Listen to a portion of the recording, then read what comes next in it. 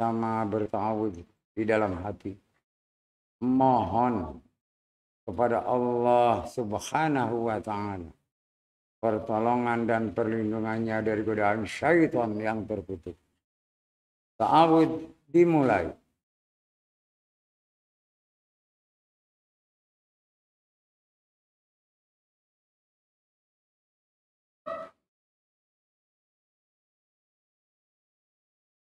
Mari kita jaharkan basmalah.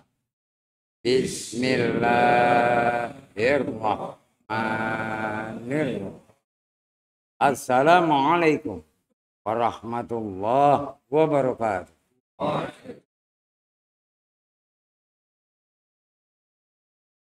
Alhamdulillah wa syukrulillah. Wassalatu wassalamu ala rasulillah. Wa ala alihi wa sahbihi wa mawala. Ashhadu an la ilaha illallah wahdahu la syarika lah. Wa asyhadu anna Muhammadan abduhu wa rasuluhu la nabiyya ba'd. Allahumma salli ala Muhammad wa ala ali Muhammad. Ma sallaita ala Ibrahim wa ala ali Ibrahim. Barik ala Muhammad wa ala ali Muhammad.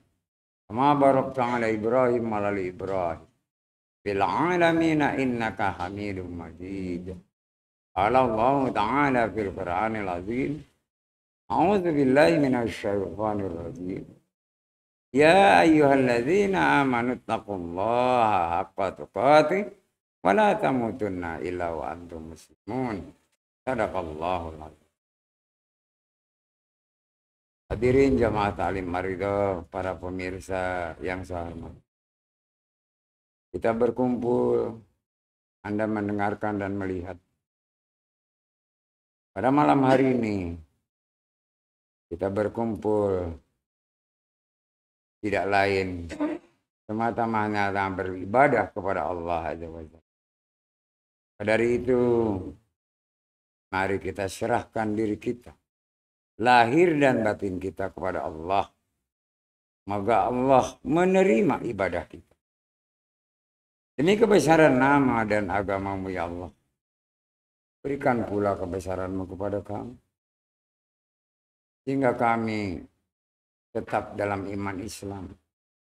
Dan bertakwa hanya kepada-Mu ya Allah ya Allah. Terimalah segala permintaan dan permohonan kami ya Allah. Kami tidak ada daya dan upaya kecuali ridha-Mu ya Allah. Ya Allah ya Rabb, maafkan dan ampuni kesalahan serta dosa kami. Begitu pula kesalahan dan dosa kedua orang tua kami, baik yang masih hidup maupun yang telah tiada. Kasihanilah mereka ya Allah. Bagaimana mereka kasih sayang kepada kami selagi kami masih kecil ya Allah ya Allah. Makin hari makin bertambah apa yang harus kami periksa, kami teliti, kami introspeksi. Sudah berapa banyak kesalahan dan dosa. Dan sudah berapa pula amal-amal serta ibadah yang kami telah laksanakan. Semoga Engkau tetap memaafkan dan mengampuni kami ya Allah.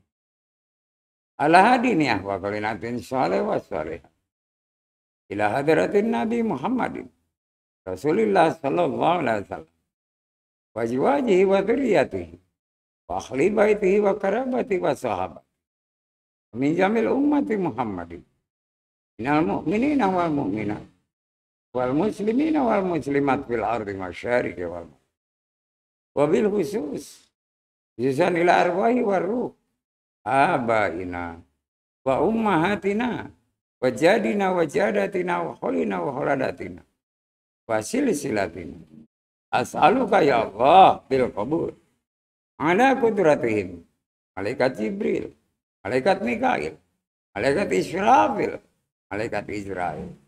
Wa bil malaikatul muqarrabin quwatihim wa kudratihim. Syawanillahi al-Fatihah.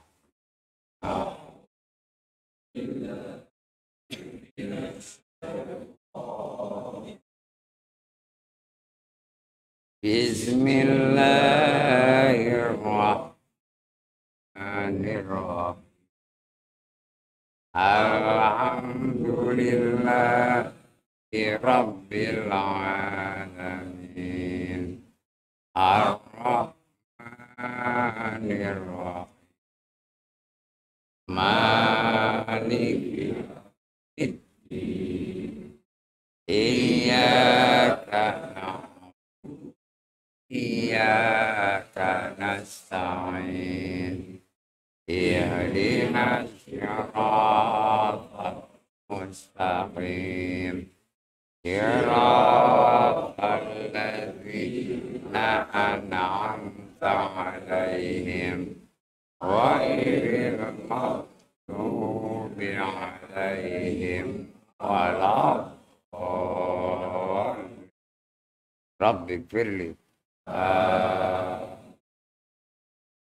A'udzu billahi minasy syaithanir lillahi ma fis samawati wa ma fil ardh wa in tubdu ma fi anfusikum aw tukhfuhu yuhasibukum bihillah fayaghfiru liman yasha' wa yu'adzibu man yasha' wallahu kulli syai'in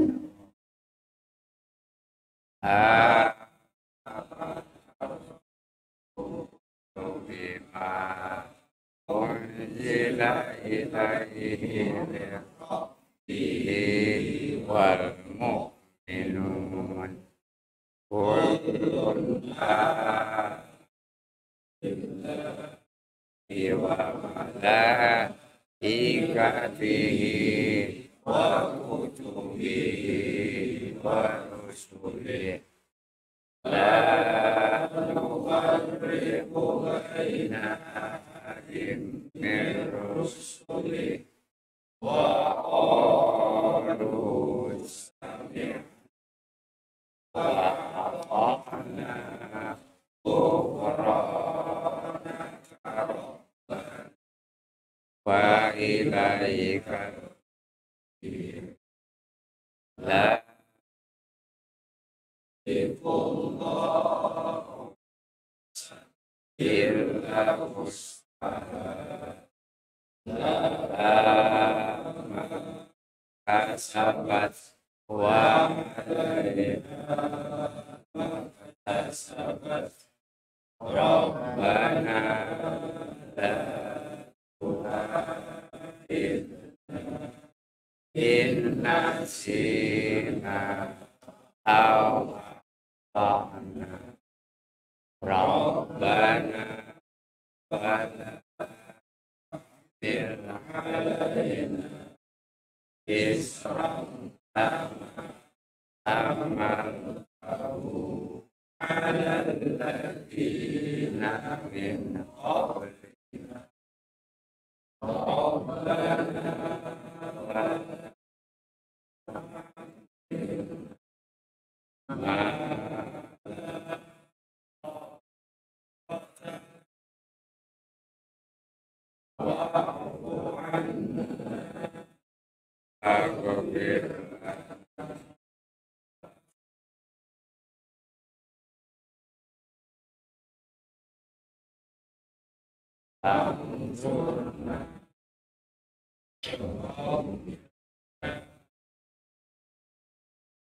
Sadaqallahu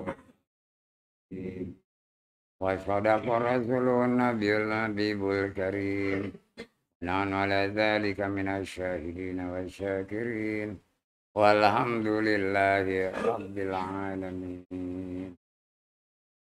Hadirin jamaah taklim ridho, para pemirsa yang saya hormati, insyaallah dimuliakan Allah Azza wa Jalla. Amin ya rabbal alamin.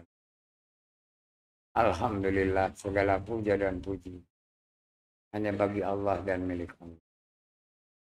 Kita bagi umat Islam yang beriman diberinya karunia bisa berkumpul dalam satu majelis menuntut ilmu.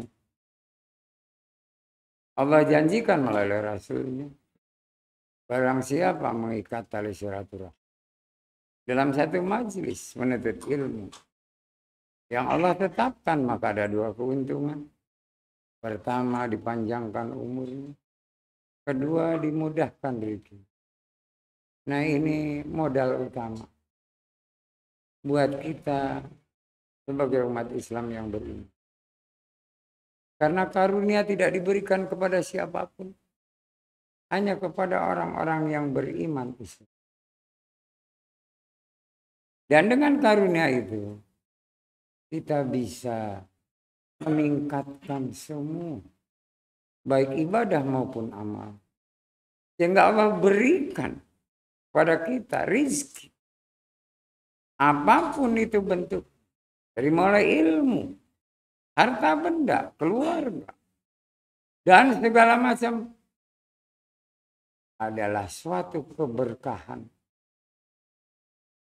Dengan selalu kita mensyukuri, baik itu karunia maupun barakah yang telah Allah berikan kepada kita. Dan kita tetap konsisten dalam keimanan. Maka Allah akan memberikan rahmatnya, yaitu berupa kasih sayang. Dan kasih sayang ini karena Allah ridho kepada kita. Ridho dalam arti yang sangat luas. Yang pertama adalah karena kita ibadah-ibadah dan amal-amal termasuk di dalamnya syahadat diterima Allah. Dan apa yang kita kerjakan, yang kita lakukan, ada manfaatnya baik buat diri kita maupun orang lain. Sehingga Allah sangat senang. Rasa senang Allah itu akan memberikan sesuatu kepada kita berupa kasih sayang. Dan tidak akan diberikan kepada siapapun kasih sayang ini. Hanya kepada orang-orang yang beriman Islam, yang menuju derajat takwa. Karena apa? Orang-orang yang menuju derajat takwa, dia amalnya bukan hanya amal kebajikan saja, tapi amal soleh. Dan itu suatu modal. Apabila nanti yaumil akhir, orang yang sudah termasuk muttaqin dan beramal soleh akan mendapatkan syafaat dari Rasulullah Sallallahu Alaihi Wasallam. Kita diridhoi oleh Allah dengan kasih sayangnya, masuk ke dalam surganya Allah tanpa hisab. Dan ini harus jadi cita-cita orang-orang yang mengaku dirinya umatnya Rasul, yaitu beriman Islam. Maka untuk mencapai derajat tersebut, kita selalu harus memperbaiki, meningkatkan ibadah-ibadah, amal-amal kita, sedekah-sedekah kita. Sesuai dengan kemampuan kita. Kemampuan di sini tidak terbatas pada perhitungan jumlah atau nilai. Tapi dari keikhlasan dan kesabaran. Apabila seseorang dalam beribadah dan beramal serta sedekah ikhlas dan sabar, maka janji Allah pasti kita akan dimasukkan ke dalam surga. Kita akan mendapatkan salam dari Allah dan seluruh para malaikat. Keberuntungan bagi orang-orang tersebut kenikmatan, kebahagiaan, serta kesejahteraan di yaumil akhir. Sebaliknya, orang-orang yang tidak beriman, dia akan merugi. Dia akan dimasukkan ke tempat yang hina, neraka jahanam, dan kekal di dalamnya. Maka dari itu, pertahankan dan tingkatkan iman Islam kita sesuai dengan kemampuan, terutama dengan ilmu yang selalu kita pelajari. Tidak akan bisa seseorang meningkatkan iman Islam tanpa ilmu. Nah, disinilah penting bahwa ilmu adalah syarat mutlak dalam meningkatkan iman Islam seseorang. Tanpa ilmu sia-sia. Dan ilmunya adalah ilmu Allah, yaitu ilmu Al-Qur'anul Karim. Maka dari itu saya sangat gembira dan bahagia karena jamaah rajin, tekun, selalu membaca Al-Quran. Walaupun hanya beberapa ayat tiap hari. Ini merupakan salah satu tanda keimanan kita kepada kitab Allah. Firman-firman Allah.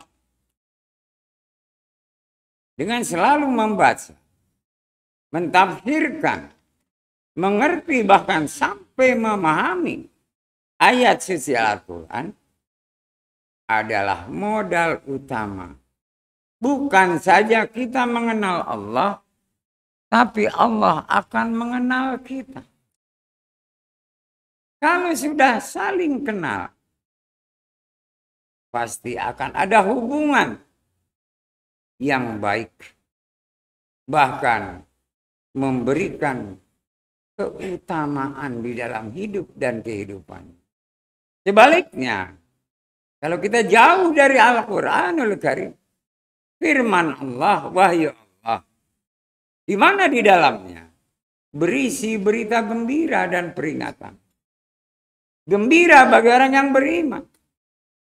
Peringatan bagi orang yang lalai, yang ragu-ragu. Supaya apa? Tetap di jalan yang lurus dan benar dari sisi. Maka jangan sampai kita meninggalkan Al-Quran. Usahakan tiap hari.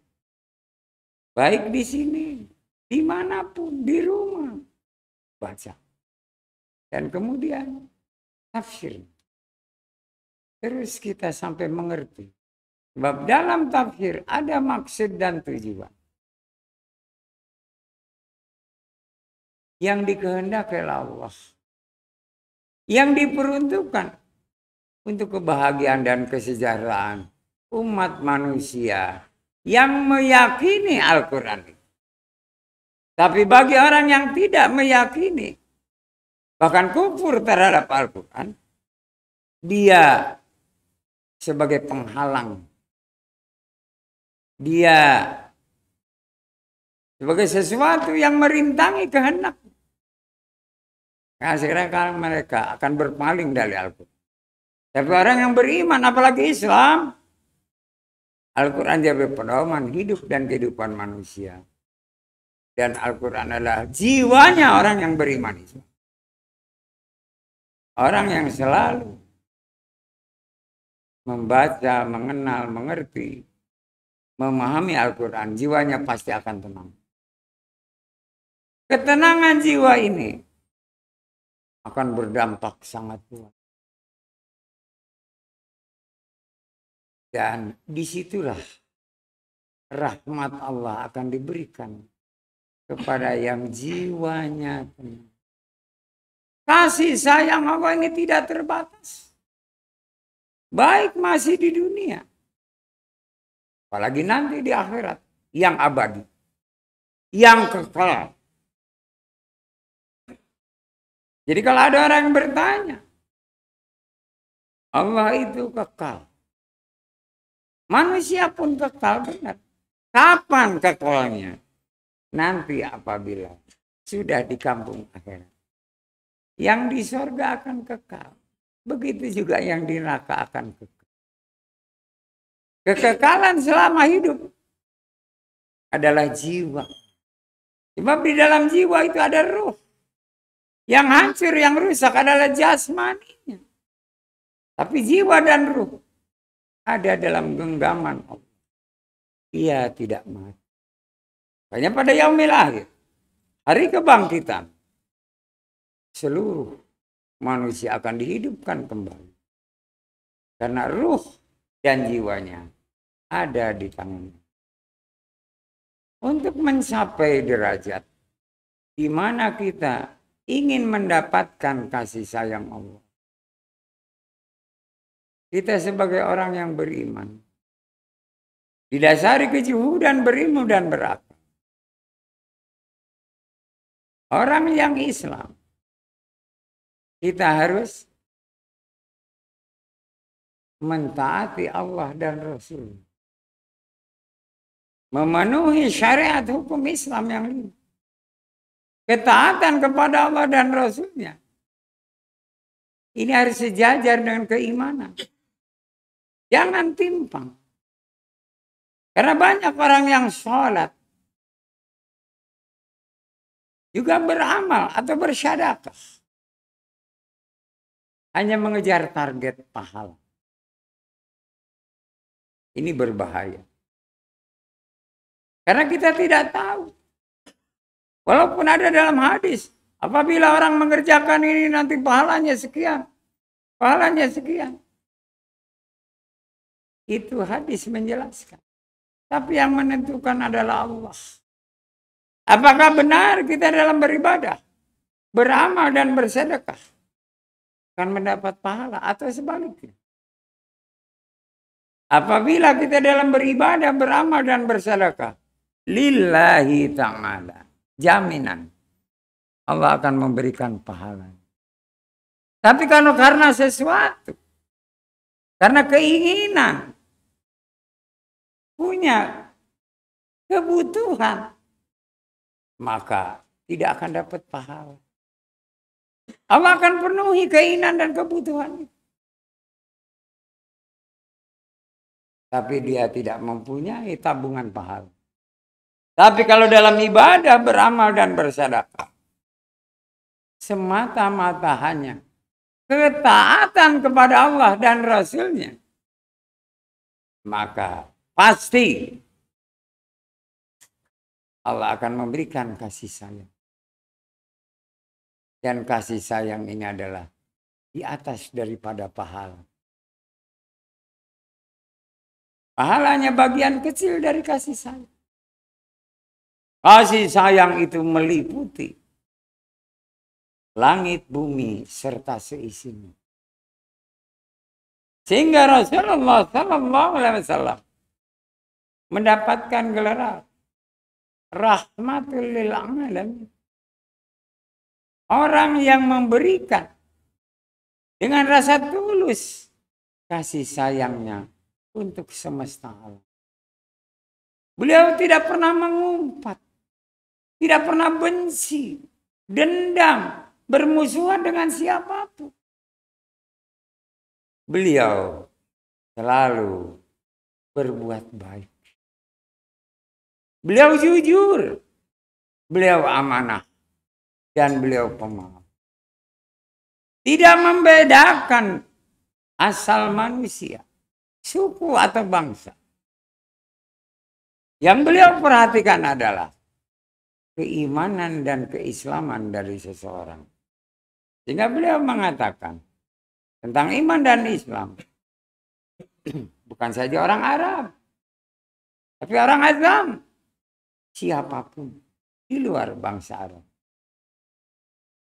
Dari itu kita, bangsa Indonesia, yang berlatar belakang berbudi pekerti luhur, Karena adat istiadat, nenek moyang kita mengajarkan kepribadian, walaupun belum Islami,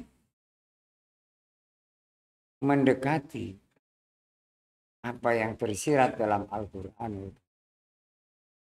Sehingga kita sampai detik ini dinyatakan oleh negara-negara Islam di dunia, umat Islam orang Indonesia itu umat Islam yang ramah tamah, yang saling hormat menghormati sesama muslim di muka bumi, tidak menaruh kebencian dan menganggap dia adalah saudara. Soal paham itu nomor 2. Yang penting dia seorang yang beriman Islam. Walaupun perbedaan paham, golongan, dan lain sebagainya, tetap dia bersatu dalam keimanan dan keislaman. Sehingga apa? Sampai detik ini tidak pernah ada sesuatu yang membuat perbedaan itu jadi malapetaka. Semuanya diselesaikan dengan cara musyawarah dan bahkan ada sesuatu yang menjadi ganjalan umat Islam. Masuknya paham-paham baru ke dalam umat Islam di Indonesia. Tapi mereka tidak bereaksi berlebihan. Kalau tidak cocok akan ditolak. Kalau sesuai akan diikuti. Hebatnya karena apa? Sudah didasari oleh kepribadian yang luhur dari nenek moyangnya. Walaupun asalnya bangsa kita agamanya animis, setelah itu Hindu, setelah itu Buddha, dan baru Islam masuk. Agama yang lain itu setelah Islam, seperti Nasrani, Katolik, atau yang lain, termasuk Konghucu, itu setelah Islam berkembang di Indonesia. Dan itu merupakan apa? Bentuk kasih sayang Allah kepada bangsa Indonesia yang benar-benar menjunjung tinggi ketaatan kepada Allah dan Rasul. Dan tidak dengan jalan peperangan. Bukan dengan jalan perdagangan. Seperti hanya Islam di daerah semenanjung Asia Selatan. Baik itu India maupun Pakistan. Dengan jalan perdagangan. Tapi di Indonesia dengan dakwah. Dari rumah ke rumah. Memberikan contoh sesuatu yang baik. Dan sesuatu bahkan yang lebih baik. Yang kemudian diterima oleh akal bangsa kita. Dan sampai saat ini.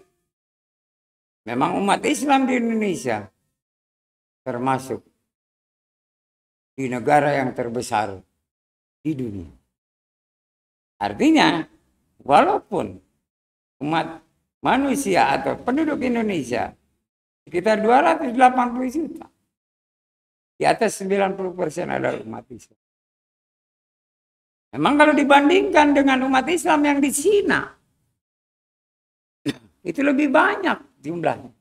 Cuma kalau dibandingkan dengan penduduk negeri Cina, yang di atas miliar, dia hanya kurang lebih 300 juta. Berarti hanya berapa persen?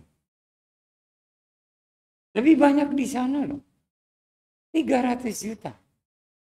statistik terakhir umat Islam di Tiongkok.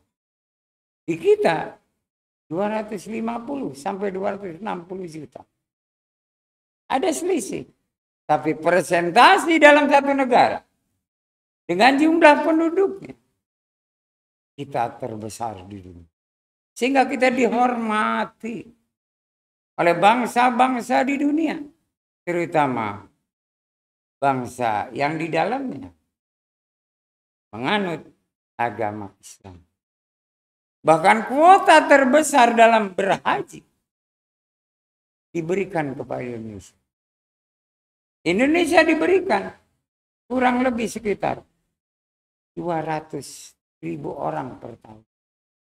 Cina yang 300 juta hanya diberikan 75.000. Berapa pun ada. Tapi masih banyak yang belum bisa berangkat. Sehingga ada yang harus menunggu waktu lama. Dengan menunggu waktu lama, mereka berumrah lebih dahulu. Ingin mengetahui, ingin mengenal kota suci. Dan nanti kalau masih panjang umur, saatnya dia berhaji. Dia tidak lagi merasa bingung karena sudah mengenal tanah suci Mekah dan Madinah. Ini merupakan rahmat, kasih sayang Allah kepada umat Islam.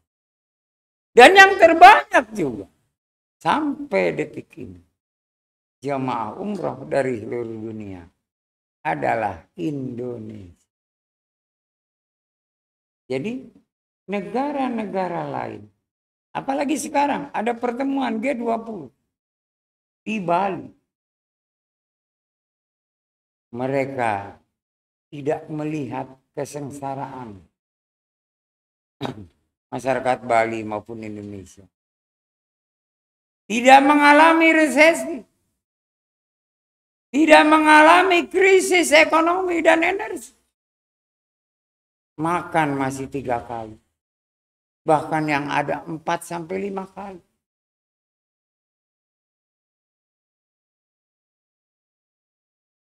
Semuanya ada.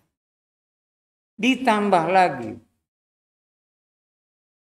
jumlah orang yang keluar dari Indonesia. Apakah dia sebagai tamu wisata atau umrah, itu terbesar di dunia. Luar biasa. Jadi kemampuan ekonomi bangsa kita sebetulnya di atas rata-rata dunia. Walaupun income per kapita kita kalah oleh negara-negara Timur Tengah. Mungkin kalah oleh negara Eropa dan Amerika. Tetapi dalam kenyataannya kita hidup dalam kesenangan. Bagi orang-orang yang beriman Islam, yang melakukan perjalanan umrah, adalah kebahagiaan yang luar biasa. Dan ini sesuatu yang tidak akan terjadi di negara lain. Dan mudah-mudahan pada tahun-tahun yang akan datang, pemerintah Arab Saudi akan menambah untuk orang yang berhaji. Karena dia juga baru tahu 5 tahun belakangan ini bahwa orang yang berniat berangkat haji, daftar tunggunya sampai 10 tahun. Subhanallah. Sehingga pemerintah Arab Saudi merasa ikut berdosa. Ikut berdosa. Karena apa? Semuanya ada aturan dan peraturan. Masing-masing negara diberinya kuota. Jumlah yang berhaji setiap tahun ada batasnya. Dan mereka ini insya Allah pada tahun yang akan datang akan ditambah mungkin 100.000. Jadi 300.000 jamaah. Yang tadinya nunggu 10 tahun, insya Allah bisa 5 tahun. Yang nunggu 5 tahun, bisa hanya 2 tahun. Bahkan diberinya juga kuota. Kamu Raja Arab. ONH plus. Dan masih juga ada yang bisa berangkat. Padahal ratusan juta. Disinilah tanda bukti bahwa umat Islam Indonesia ingin mendapatkan kasih sayang. Bukan hanya karunia dan berkahnya saja, tapi kasih sayang Allah. Dia ingin berziarah ke kota suci Makkah dan Madinah. Dia ingin melaksanakan ibadah yang diperintahkan oleh Allah dan dicontohkan Rasulnya, yaitu berhaji. Subhanallah. Alangkah hebatnya bangsa kita.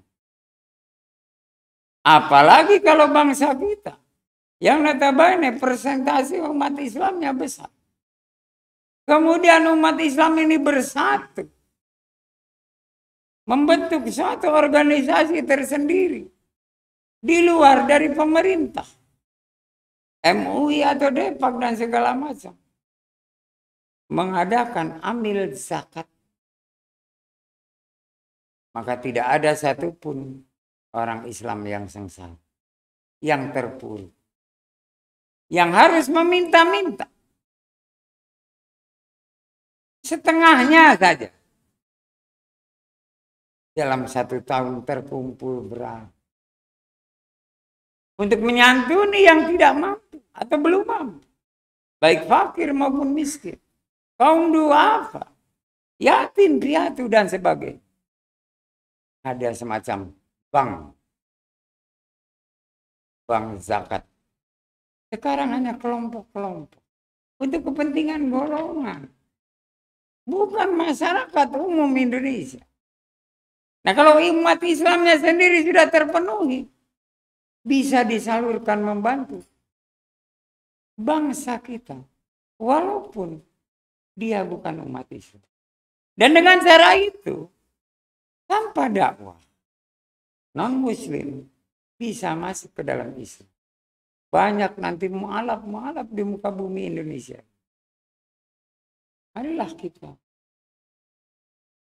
Dengan katakanlah jamaah yang sedikit bersatu padu, membuat satu kotak amal jariah, membantu di antara saudara kita, sesama jamaah. Apabila ada yang terpuruk, bisa diangkat, diberinya jalan usaha, diberi modal, dan terus menyambung, membantu lagi yang lain. Kehidupannya bukan lagi bahagia, akan sejahtera. Ibadahnya akan benar karena tidak dibebani oleh keinginan dan kebutuhan. Sebab dalam peribadahan dan amal harus didasari kelegaan hati, ikhlas. Harus dengan tenang jiwa sehingga sabar. Kalau dia keinginannya belum termenuhi, kebutuhannya juga belum dirasakan, bagaimana dia dalam beribadah dan beramal? Pasti akan ada gangguan dan godaan. Jadi untuk memperbaiki, meningkatkan ibadah dan amal pada diri seseorang, keinginan dan kebutuhannya minimal sudah disukupi. Untuk dicukupi di sini, kita harus saling tolong menolong, bantu membantu. Caranya, ya terserah. Seperti halnya Anda dalam tiap malam, apa malam Jumat, malam Minggu dan malam Rabu, urunan untuk makanan setelah selesai taklim atau majelis taklim. dinikmati bersama. Ada yang rajin ngasih, ada yang tidak karena memang gak mampu. Dan tidak ada yang tidak mampu gak memberikan. Pasti dia memberikan berapa? Kalau digabung jadi satu, dinikmati oleh semua. Disitulah rahmat Allah, kasih sayang Allah akan diberikan kepada siapa saja yang dia juga kasih sayang terhadap sesama. Bukan ikut merasakan kesedihan, nggak boleh. Ikut merasakan kesenangan, nggak bisa. Kesengsaraan, kesedihan, kesenangan, kebahagiaan pribadi masing-masing. Tidak ada yang bisa ikut. Tidak ada yang bisa merasakan. Sebab itu apa? Sifatnya al-ghaib. Hanya bisa dirasakan oleh dirinya sendiri. Dan tidak bisa diucapkan. Seperti Anda menikmati satu makanan. Wih, lezat banget. Enak banget. Kata Anda. Tapi kata yang lain, biasa saja. Malah kalau yang nggak doyan, apa enaknya? Penilaiannya nggak sama. Begitupun yang Allah berikan rezeki. Ada yang syukuri. Ada yang biasa, ada yang kufur bahkan terhadap nikmat. Di sini barang siapa yang selalu bersyukur terhadap nikmat Allah sekecil apapun, apalagi besar, maka Allah bukan lagi memberikan kenikmatan, tapi Allah akan memberikan kasih sayang. Kasih sayang ini sebetulnya sangat mudah didapat. Seperti contoh Anda saja. Selagi masih kecil. Oleh kedua orang tua Anda. Luar biasa kasih sayang. Tidur ditungguin. Bangun aja langsung. Orang tuanya bangun. Memeriksa ada apa. Lapar dikasih makan. Kalau masih disusul dan segala macam. Kalau ngompol segera diganti. Bahkan dipasangnya kelambu supaya jangan ada nyamuk menggigit. Bentuk kasih sayang orang tua luar. Begitu Anda yang sekarang menjadi orang tua. Kasih sayang Anda kepada anak melebihi kasih sayang Anda sendiri pada diri sendiri. Tapi apakah nanti anak kita itu akan kasih sayang juga kepada kita? Wallahu a'lam bishawab. Maka kita selalu berdoa kepada Allah. Ya Allah, berikanlah kasih sayangmu kepada kedua orang tua kami. Baik yang masih hidup maupun yang telah tiada. Bagaimana mereka memberikan kasih sayang kepada kami selagi kami masih hidup. Bahkan yang udah besar, udah rumah tangga pun tetap orang tua kasih sayang ke kita. Tidak lepas. Tapi kitanya bagaimana? Timbal baliknya. Maka Allah memberikan satu ketentuan. Supaya kita berbakti kepada kedua orang. Bakti ini merupakan kasih sayang seorang anak kepada orang. Jadi barang siapa seseorang selalu berbakti kepada kedua orang tuanya, Allah akan memberikan kasih sayang kepada orang tersebut. Timbal balik. Dan itu pasti tidak akan kepala. Apalagi kalau kasih sayang atau bakti anak ini kepada orang tua tidak pernah siap, dia selalu berbakti.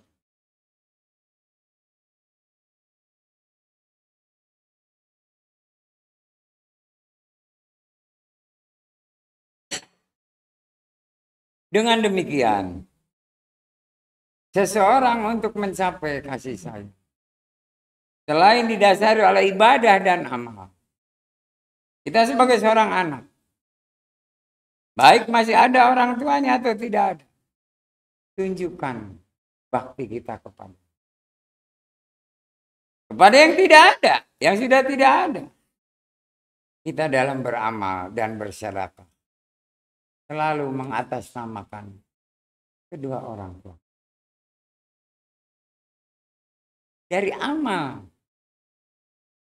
sedekah diri kita dengan atas nama kedua orang tua, pahala kita sama yang diterima oleh kedua orang tua. Tapi kalau atas kita sendiri, orang tua nggak dapat apa. Tapi kalau atas nama kedua orang tua, sepeser pun tidak dikurangi pahalanya, akan sama. Nah ini penting sekali. Tanda bakti kepada kedua orang. Bakti di sini bukan dia diberinya harta benda.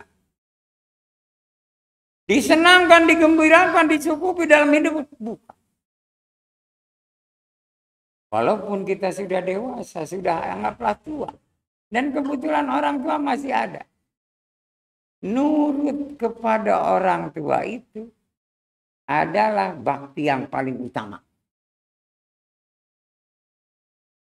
Bukan soal materi. Tapi nurut pada ucapan orang.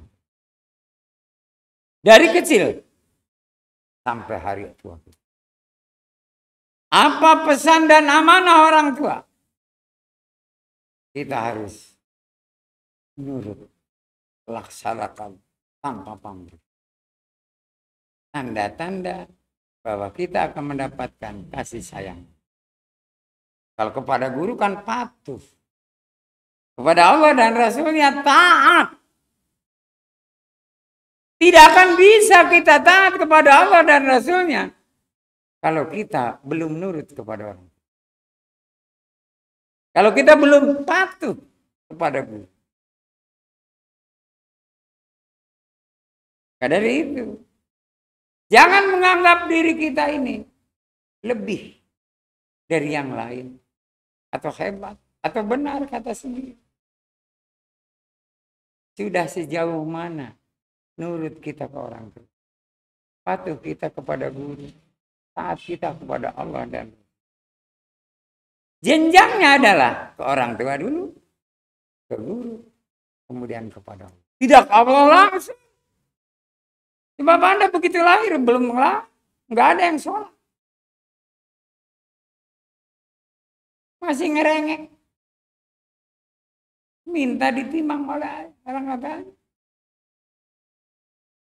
Mudah-mudahan dengan mengingatkan diri kita supaya dapat kasih sayang dari Allah.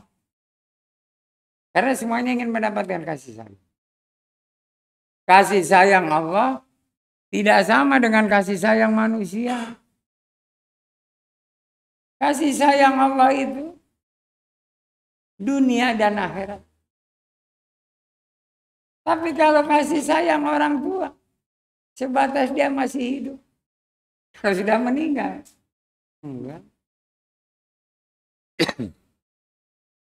Begitupun kasih sayang kita pada keluarga.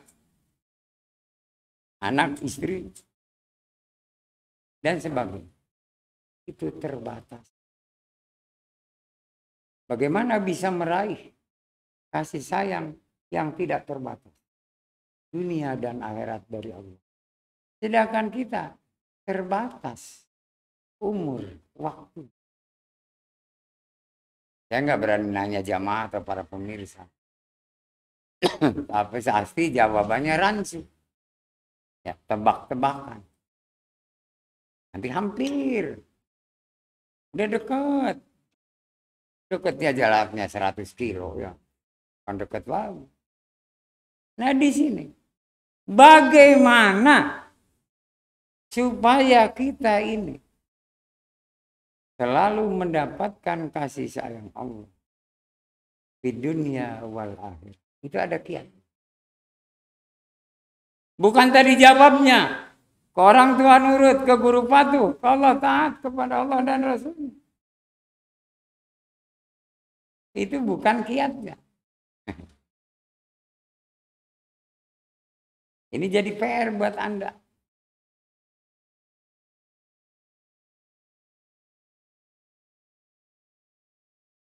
Pasti ada yang sudah tahu, tapi takut untuk mengatakan. Apalagi kalau saya bilang, yang benar jawabannya akan dikasih 1 ekor limosin untuk dikorbankan di bulan haji nanti. Gelagapan, bingung. Kita kembali kepada tausiah sebelum. Orang yang akan mendapatkan kasih sayang Allah di dunia wal akhirah, apabila dia sudah mendapatkan maghfirah dari Allah. Pertama. Yang kedua, dia juga sudah mendapatkan karunia serta berkahnya dari Allah. Baru yang ketiga, mendapatkan kasih sayang atau rahmat dari Allah. Kenapa Pak kok karunia sama berkah digabung? Karena karunia berkah itu hubungannya dengan duniawi, dengan lahiriah. Tapi kasih sayang adalah batiniah. Jadi seseorang akan menikmati kasih sayang Allah, baik di dunia maupun di akhirat, apabila dia sudah dapat maghfirah. Segala dosa-dosanya diampuni, kesalahannya dimaafkan. Dia mendapatkan karunia dan berkah. Dan baru kemudian dia mendapatkan kasih sayang. Dan itu sepanjang masa selagi dia masih hidup di dunia. Begitu nanti masuk alam barzah kubur juga dapat kasih sayang.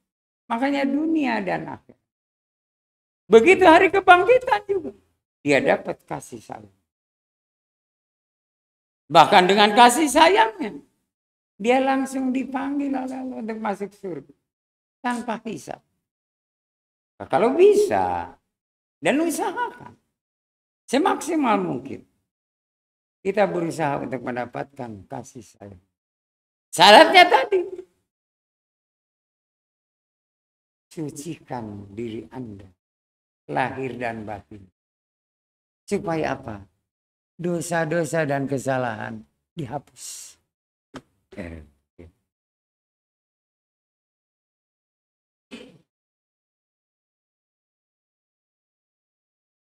Setelah mensucikan lahir dan batin,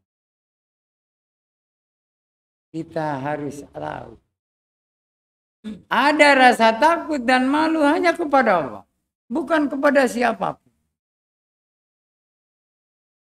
Dengan rasa takut dan malu ini, dia akan melaksanakan semua apa yang diperintah, meninggalkan semua yang dilarang Allah.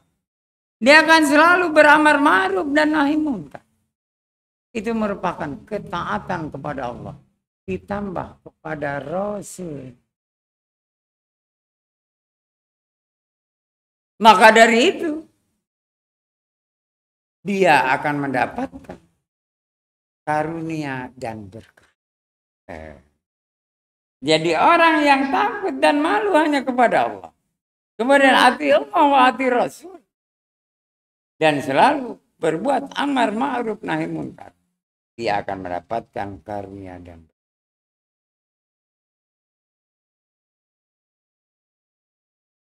Kemudian untuk mendapatkan kasih sayang,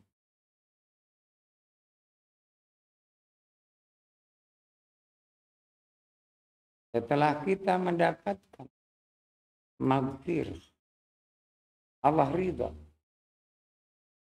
karunia berkah, Allah telah bukan lagi menyantuni, menyayangi,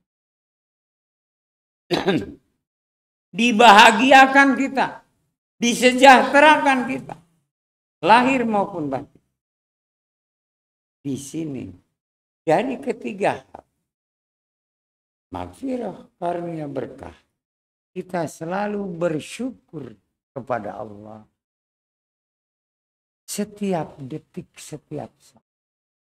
Tidak lepas dari ucapan hamdalah. Maka Allah akan memberikan kasih sayang.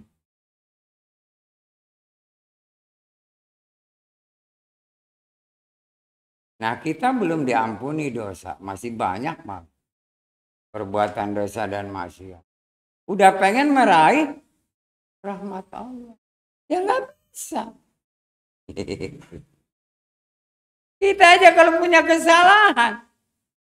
Nggak nurut ke orang tua.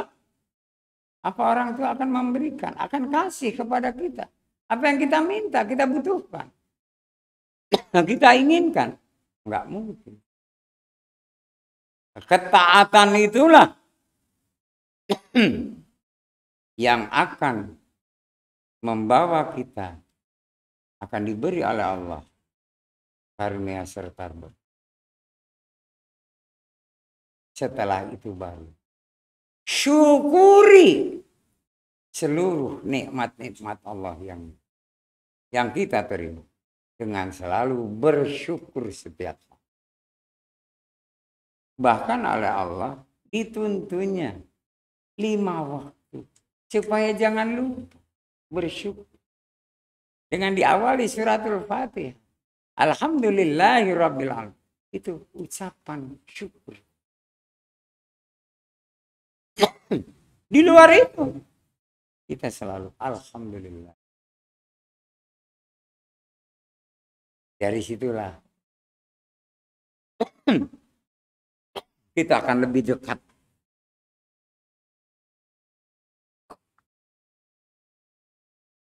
dekat dengan kemuliaan yang dijanjikan.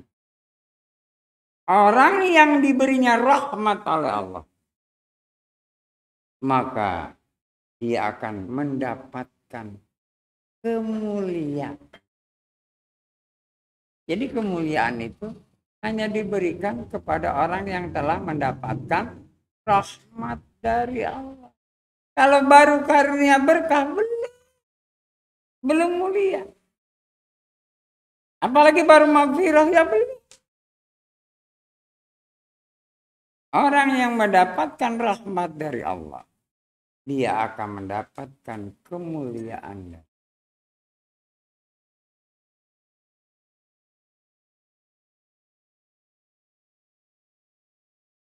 Hampir aja saya mau, siapa yang mau bertanya gitu, hampir lupa itu ya. Nanti kalau sudah ada 2, nah, jadi kedengaran oleh para pemirsa. Ini baru ada 1.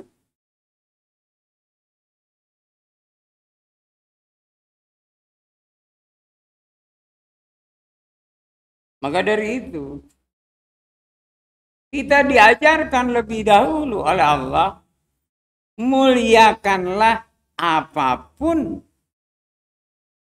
yang telah Allah mulia. Jangan kau hinakan. Seperti malam Jumat itu. Hari Jumat. Itu hari, waktu yang sepanjang hari dan malam Allah muliakan. Jadi kalau kita berbuat nista, dosa, maksiat, maka kita akan terpuruk. Akan dihinakan oleh Allah. Tapi kemuliaan yang Allah telah tetapkan ini, kita berbuat sesuatu. Ingin juga memuliakan hari. Caranya? Ya seperti sekarang. Anda berkumpul di malam Jumat. Pada satu majelis. Semata-mata hanya beribadah kepada Allah. Allah akan memberikan kemuliaan kepada. Dan itu janji Allah. Sampai nanti besok Asyar. Itu hari Jumat itu. Dari mulai Kamis hari Asyar sampai Jumat Asyar. Itu adalah hari dan malam Jumat.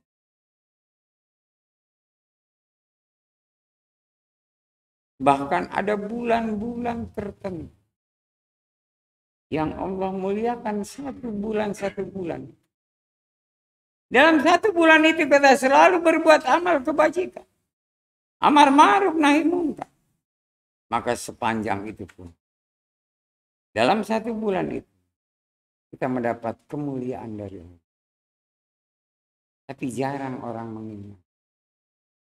Jarang. Seperti bulan Rajab. Zulkaidah. Zulhijjah. Itu bulan-bulan yang dimuliakan. Di bulan itu kita berbuat amal-amal kebajikan. Banyak bersedekah. Memperbaiki ibadah-ibadah kita. Hablum minallah dan hablum minannas sejalan. Maka kemuliaan akan diraih oleh kita. Apalagi di bulan suci. Bulan yang selain dimuliakan, disucikan oleh bulan Ramadan. Yang nilainya 3 bulan yang dimuliakan kalah jauh oleh 1 bulan yang disuci. Karena di situ juga manusia kalau berhasil akan mendapatkan rahmat dari Allah.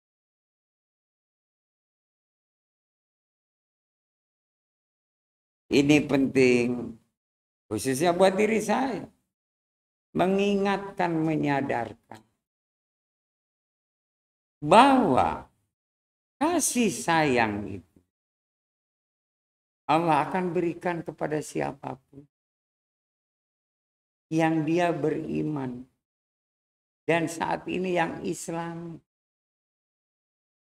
Kalau mau. Kalau enggak, Allah enggak keberatan. Biar silahkan. Tapi kalau yang mau, bahkan Allah akan menunjukkan, menuntun, membimbing, dan memerintah untuk mendapatkan kemuliaan. Hebatnya luar biasa. Jadi bagi yang tidak mau, enggak ada masalah. Allah enggak butuh. Tapi yang ingin mendapatkan rahmat dari Allah, Allah tunjukkan. Allah tuntun. Allah bimbing. Allah perintah. Sehingga kita berhasil mendapatkan rahmat. Apa yang menunjukkan, menuntun, membimbing, dan memerintah kepada seseorang yang mendapatkan rahmat Allah? Adalah Al-Quranul Karim.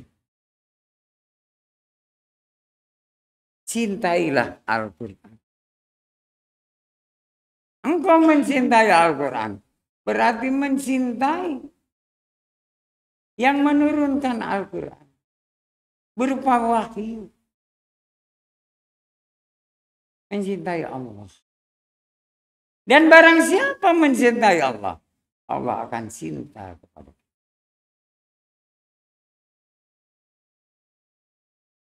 Sehingga kita tidak akan pernah berhenti untuk bersyukur. Mengingat apapun kenikmatan, sekecil dan sebesar apapun yang Allah berikan kepada kita. Kadang-kadang ada sifat malas sehingga lalai. Jangan dibilang wajar. Justru itu adalah tantangan buat orang yang beriman Islam. Bahwa kemalasan itu adalah hambatan, rintangan yang harus kita hilangkan. Karena dia adalah bisikan syaitan. Dan syaitan adalah musuh yang nyata. Sebab dari kemalasan, kemudian kita lalai. Sama seperti kita. Punya pacar. Pandangan pertama luar biasa. Sepertinya tidak ada wanita yang lebih cantik dari yang lihat pandangan pertama. Yang akhirnya kenal sampai jadi pacar. Seolah-olah dunia miliknya.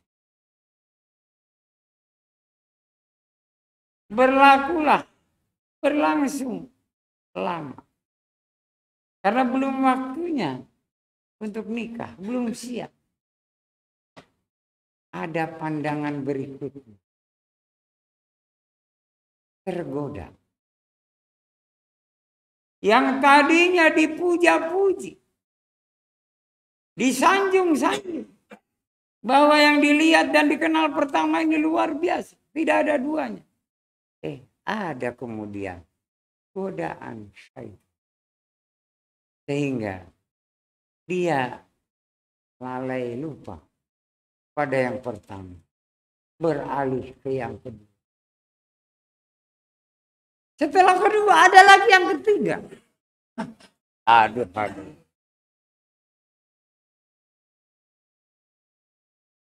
Ini berbahaya. Seperti contoh Anda ini menuntut ilmu. Dalam menuntut ilmu, seolah-olah itu pacar, kekasih. Ilmu yang akan Anda pelajari, kemudian Anda miliki. Ini kayaknya ilmu yang paling benar. Itu ya. Enggak ada duanya deh. Begitu dengar lagi, ini ada lagi ilmu. Dasarnya sama Islam. Daun bisa jadi duit. Beralih pindah. Dia ingin belajar. Daun jadi uang. Dan segala macam. Pengen nyata semua. Yang ini ditinggalkan. Padahal dia sudah fondasinya kuat. Iman Islamnya. Karena tergoda oleh dunia. Dia belajar di sana. Pada kaya. Pada ini segala macam.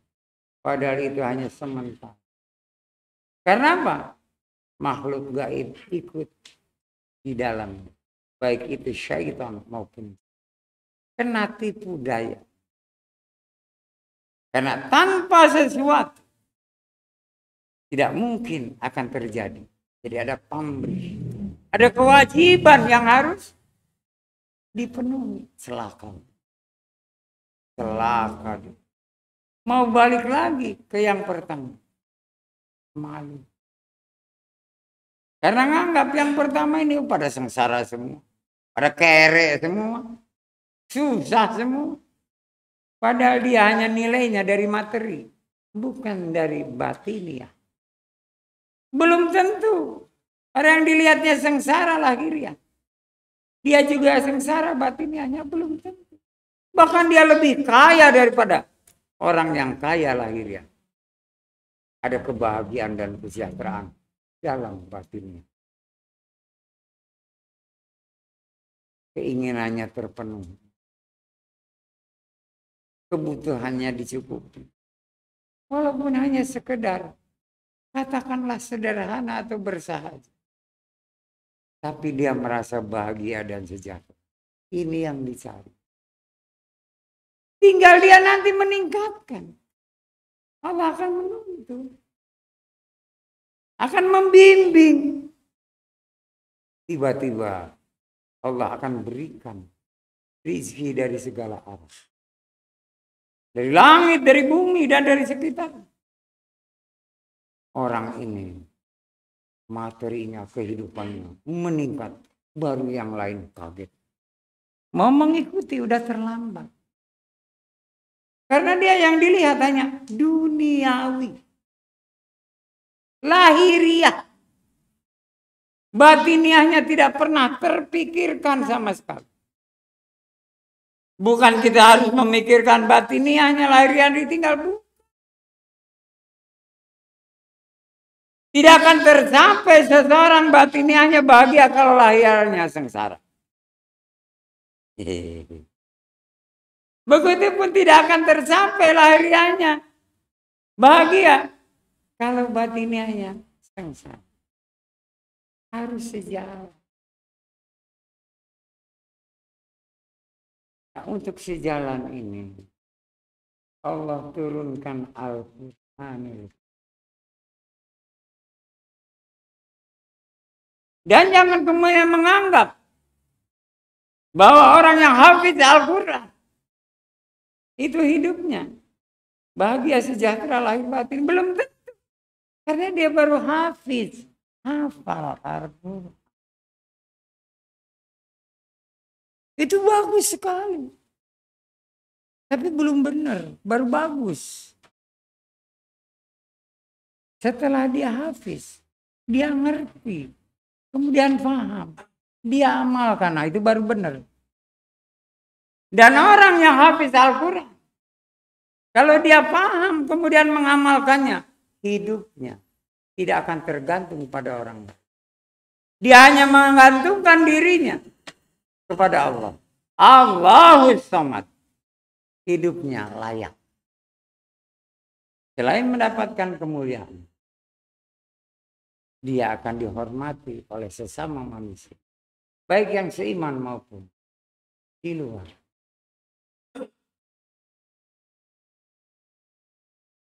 Kenapa harus pada belajar supaya hafid? Supaya nanti ngerti. Itu bagus sekali. Setelah ngerti, paham. Kemudian amal. Kita juga kalau menuntut ilmu lahiriah apa saja. Pertama ngerti. Kemudian praktek, diamalkan. Baru akan ada hasil. Sekarang montir. Teorinya dia mampu luar biasa. Mesin apapun. Dia paham. Tapi nggak pernah diamalkan. Yang nggak ada gunanya. Sedikit saja mengerti. Kemudian paham diamalkan. Akan menghasilkan sesuatu yang menyenangkan diri. Apalagi ini Al-Quran. Dan hubungannya dengan jiwa dan ruh. Subhanallah. Kebahagiaan dan kesejahteraan akan selalu mengikuti dimanapun. Pak, saya sih cuma hafal surah-surah pendek. Ya enggak apa-apa. Kamu memang hanya itu yang mampu. Saya udah belajar baca yang panjang. 5 ayat, 10 ayat hafal. Begitu diriskalkan 11 sampai 20. Yang 10 ayat tadi lupa. Nggak apa-apa. Berusaha. Dihafalkan. Kalau bisa, kalau enggak ya enggak perlu. Karena nanti di akhirat juga enggak akan ditanya kamu hafal enggak Al-Quran. Enggak. Tapi yang ditanya, dibaca enggak Al-Quran? Ngerti enggak? Loh, kenapa Pak yang ditanya dibaca? Sebab Allah dari awal wahyu memerintahkan Iqra, baca. Jadi orang yang tidak pernah baca Al-Quran, hanya hafal, membaca enggak pernah, dosa besar. Sebab perintahnya baca. Iqra bismi rabbikal ladzi khalaq dan seterusnya. Suruh baca. Makanya wahai para pemirsa yang saya hormati dan saya sayang, juga jamaah, bacalah Al-Quran, jangan tinggalkan. Cari guru untuk bisa Anda membaca. Tidak ada malu, hanya malu kepada Allah. Takut kepada Allah, jangan pada manusia. Awalnya mungkin terbata-bata. Lama-lama terbatu-batu. Nanti jadi semen dan sebagainya. Awalnya bata. Nanti jadi hebel. Jadi jangan ada rasa malu dan takut. Dan saya masih terus menunggu dan mencari supaya dapat guru untuk membaca, membimbing, belajar Al-Quran. Biar tajwidnya pada benar. Saya belum ketemu alam. Mudah-mudahan kalau besok ketemu di masjid, saya akan berbicara. Kita akan berikan honor. Per minggu apa per bulan. Supaya dia merasa dihargai. Anda bukan menjual ayat. Tapi Anda mengajarkan. Kami belajar. Mencari guru susah. Gitu. Sebab waktunya tidak seperti yang lain. Mungkin waktunya itu dari habis maghrib atau habis isya. Dan harinya ditentukan. Ya. Malam apa dan malam apa. Tidak setiap malam. Dan nanti dibuat kelompok. Ya. Ada kelompok katanya kan Iqra 1, 2, 3, 4, 5, 6 ya. Kelihatannya sudah Iqra 10 semua. Luar biasa. Bahkan ada yang membacanya sembari merem. Oh, gitu.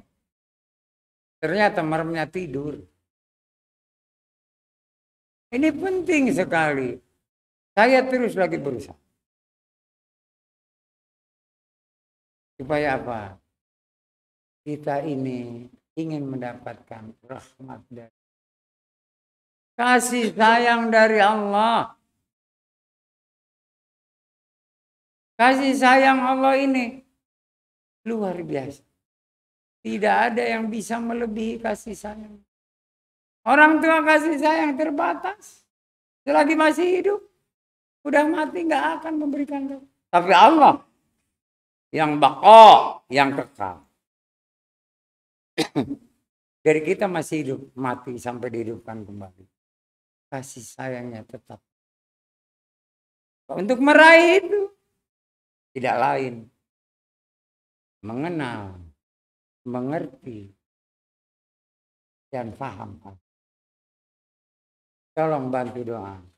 Supaya saya ketemu dengan orang yang bisa menuntun Anda membaca Al-Quran. Tapi kalau nanti sudah ada, jangan ngeyel. Ya, jangan ngatur. Diaturlah oleh yang ngajar. Bukan kita yang ngatur.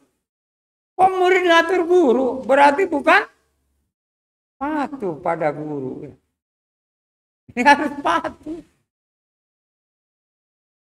Sudah saya prediksi orang. Ini. Karena apa? Tajwid. Qiraatnya juga macam-macam.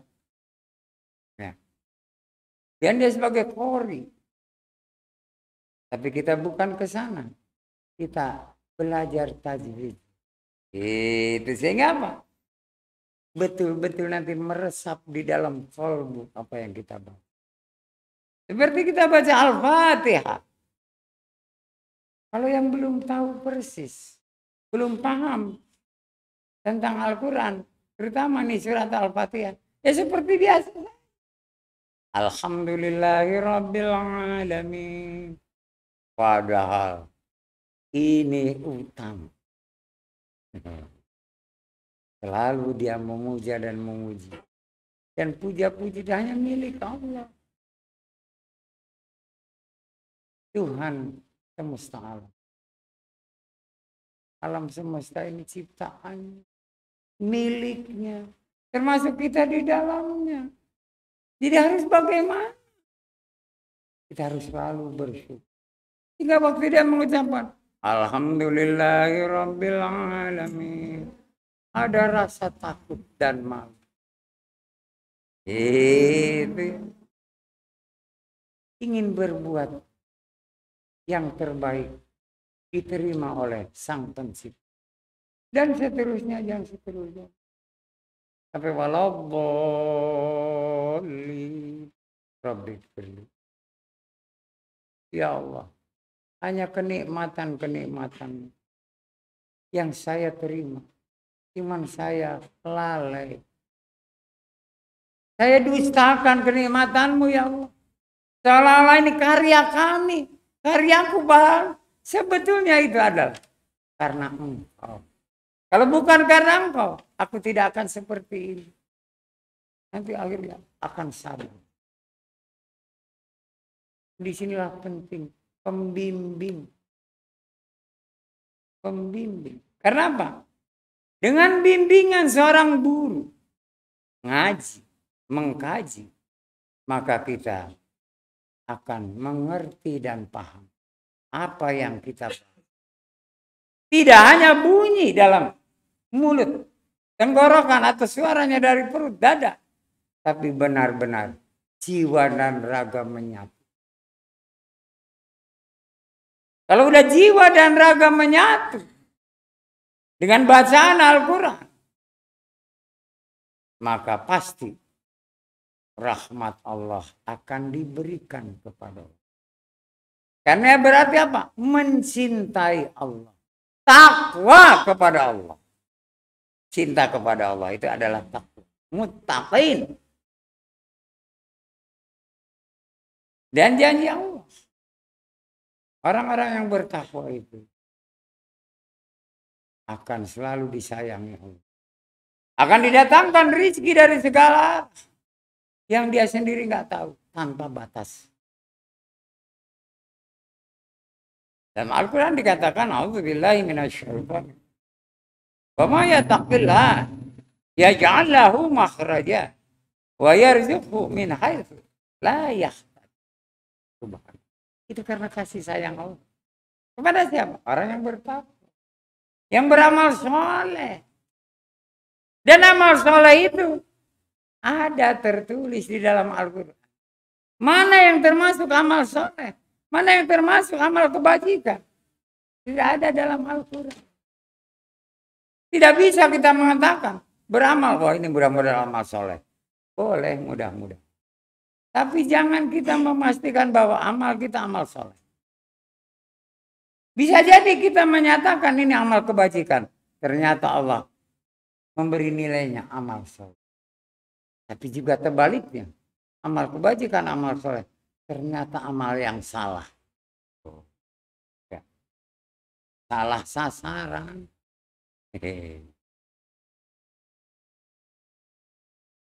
Ini adalah salah satu tujuan hidup dan kehidupan. Awas, bukan tujuan hidup. Hidup dan kehidupan. Ingin selalu mendapatkan kasih sayang. Tapi syaratnya tadi harus sudah dapat maghfirah. Caranya sucikan diri kita lahir dan kemudian kita mendapatkan karunia dan berkah. Karena apa? Ketaatan kita kepada Allah dan Rasulnya. Baru dapat kasih sayang. Karena apa? Ketakwaan dan amal soleh. Rumusannya gampang. Dan alhamdulillah saya masih ingat. Nggak tahu kalau besok ingat apa enggak ya. Sekarang masih ingat. Mudah-mudahan besok juga lupa. Tolong dicatat. Sehingga apa? Nanti pada satu saat saya bertanya tentang masalah rahmat. Anda bisa jawab. Ini penting sekali. Karena apa? Itu yang dicari oleh setiap insan manusia yang beriman. Rahmat dari Allah. Rahmat dari Allah itu adalah syafaat. Pertolongan yang tidak terbatas. Dan perlindungannya itu namanya rahmat. Syafaat dari Allah.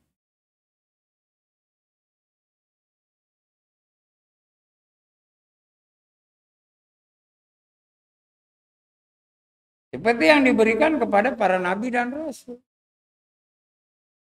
Dan sesuai dengan masa hidup dan kehidupannya. Pak, hanya satu dong. Nabi dan rasul yang kaya raya, lainnya pada kere. Aduh, menghina banget. Hanya Nabi Sulaiman yang paling kaya. Lain-lainnya nabi dan rasul biasa-biasa saja. Bahkan rasul kita, Nabi Muhammad SAW, orang yang nggak punya. Subhanallah. Ya saat itu, coba kalau saatnya sekarang, Rasulullah SAW, kayaknya rumahnya setiga. Ya. Karena lain. Kurun waktunya. Itu. Jadi jangan kita melihat ke belakang karena keadaan. Buktinya pengikut beliau. Setelah beliau wafat, kaya raya. Umat Islam yang beriman. Yang mendapatkan kasih sayang Allah ditunjukkan A, B, C, D. kita nggak boleh berkecil hati. Karena apa? Allah Maha tahu, Maha melihat, Maha mendengar. Bahkan tahu tentang yang gaib dan nyata. Demikianlah yang bisa saya sampaikan pada malam hari ini. Mudah-mudahan bermanfaat. Khususnya buat saya dan keluarga. Begitupun untuk Anda beserta keluarga. Yang benar tetap dari Allah. Yang salah dari diri saya pribadi. Yang mohon ampunan kepada Allah Azza wa Jalla. Dan mohon maaf kepada yang hadir. Serta para pemilih. Mari kita tingkatkan iman Islam kita. Untuk mencapai derajat takwa. Jika Allah ridho kepada kita dan memberikan kasih sayang. Wabillahi taufiq wal hidayah. Assalamualaikum warahmatullahi wabarakatuh.